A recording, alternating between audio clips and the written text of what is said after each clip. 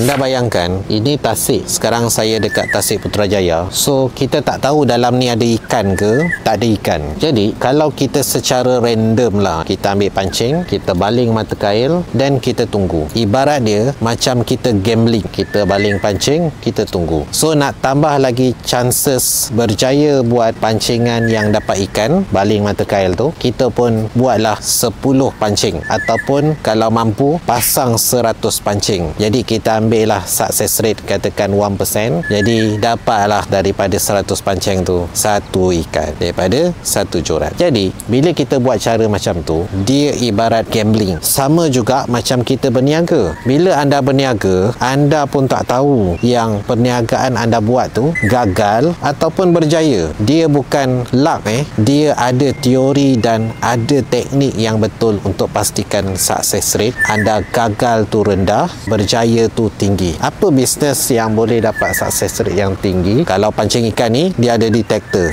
Kita boleh tahu kesan dekat mana ikan. Kita boleh kaji apa umpan yang ikan ni nak makan. Kita boleh tahu ikan jenis apa dan kita boleh tahu teknik dia macam mana. Barulah kita dapat ikan dengan mudah. Dalam perniagaan pun benda yang sama. Jadi, anda kena pilih satu bisnes yang kita boleh dapat income yang besar dan modal yang rendah serta success rate yang tinggi, iaitu anda boleh masuk bisnes eBay. Kenapa? Pertama, bisnes ni kita boleh buat secara part time, secara online. Kita tak perlu risikokan masa kita untuk berhenti kerja, cuti tanpa gaji dan buat bisnes. Itu terlalu berisiko. Yang kedua, kita boleh start dengan modal yang rendah. Tak perlu pun untuk kita buat pinjaman loan untuk buka kedai. Itu terlalu konvensional. Sekarang ni ramai anak muda yang modal tak payah besar, niaga online, apa yang ada, jadi affiliate, jual barang secara dropship pun dah boleh buat profit margin yang besar. Yang ketiga, boleh jual dalam currency dolar. So, kadar 4 kali ganda lebih pantas. Dan dekat bisnes eBay yang paling menguntungkan adalah kita jual setiap action yang kita buat adalah berdasarkan